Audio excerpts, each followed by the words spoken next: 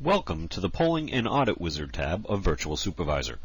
This training is designed to help familiarize you with the features of this page. Although the look and feel of the page may change slightly over time, the basic functionality should remain constant.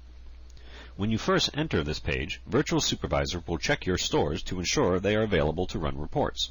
Once this check is complete, you will be notified of its success or failure in your store list. If a store failed to respond, it will be highlighted in yellow with an asterisk. If you would like to know why a store failed, you can place your mouse cursor over the store number and a tooltip will tell you why. Located in the bottom left is information about your subscription expiration, as well as the number of users currently using the system. Please note, this is for all users and not just your account. This page is divided into three main sections: a list of reports located on the left, a store list located middle left, and calendar controls to the right of that. To learn more detail about a particular section, click on that section now. When you are comfortable with those three sections, click on the Continue button. Selecting a report is extremely easy. Simply click on it in the left menu structure. This will update the Report button located here. You may also notice some other icons and images in the report list. If a report has a small green dot located next to it, that means if you have a Pulse Now subscription, you may run the report for today's data. This comes in very handy for some reports. For example, many franchisees have run a product mix report in the middle of their dinner rush to determine in real time which team members are doing a proper job. We will also call new reports to your attention by labeling them with a new graphic. Clicking on many reports will bring up additional options designed to get you to run just the report you want. Those options will appear at the bottom of the page. Not every report will have such a box. The store list is where you tell Virtual Supervisor what store or stores to run the report on. Almost every report can be run simultaneously on multiple stores. Selecting a store is as easy as clicking on it. You can select contiguous store groups by holding down your mouse button and dragging over the store selection. To select a non-contiguous grouping of stores, use your Control and Shift keys in conjunction with your store selections. This will allow you to group as in the results shown. Franchisees with large number of stores will find our grouping function to be very beneficial. To create a new store grouping, first select the stores from the list. Next, click right in the Group drop-down box and type the name you would like for the group. Lastly, click on this icon to create your group. Your new grouping will now appear in the drop-down list to make multi-store selection easier. To redefine an existing group of stores, select the group from the list, make your changes to the stores selected, and click the same icon you used to create the group. Your store grouping has now been updated. To delete a group, select it from the list and click this button.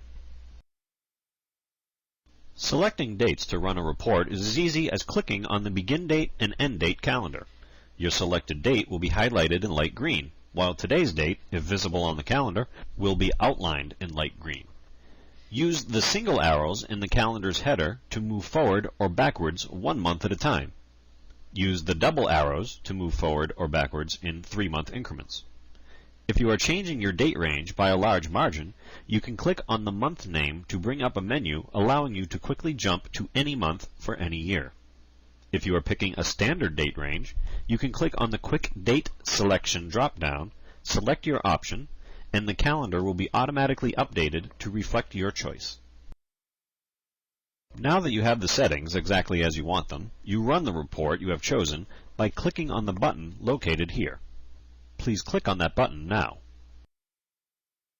After a few seconds, possibly more if selecting a large date range, your report will open in a new tab.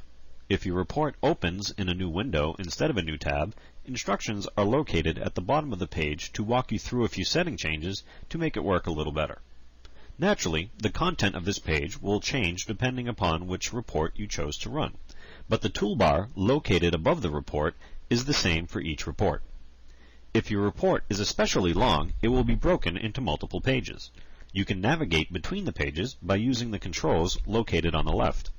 These are pretty standard controls. You can choose to zoom in and out of a report using the control located here. Having a hard time reading those numbers? Zoom in.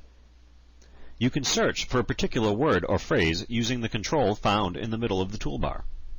Want to save a report offline? Use the control here to select your export format, and then click on the export link to download the report. This button will refresh the report. Because you are always being showed a finalized report, this button really doesn't do anything. Lastly, you can print a report using the printer icon found here. The first time you click this button, you may be asked to download an ActiveX printer control. It's okay to load it. Printing won't work without doing so. Once the software is installed, you will be shown a standard print dialog box to print your report. If you are not using Internet Explorer, you may notice these buttons and features missing from your toolbar. Unfortunately, the functionality highlighted isn't available in other browsers yet. Some reports are more advanced and contain links to other reports or drill-through capabilities designed to show you more detail about a report item. Generally speaking, if an item is blue in a report, you can click on it for more information. This is the Edited Orders report, part of the very powerful Audit Wizard program. From this report, you can click on the links in the top left to quickly jump to another Audit Wizard report. Let's click on the Bad Order Report link. This quickly brings up the Bad Order report. Remember, anything that is blue can be clicked on for more information. If you want to know more about a particular order number, click on the link, and everything you'd want to know about the order will be retrieved. This concludes your Getting Started tutorial on the Polling in Audit Wizard tab of Virtual Supervisor. If you have further questions, please drop me a line.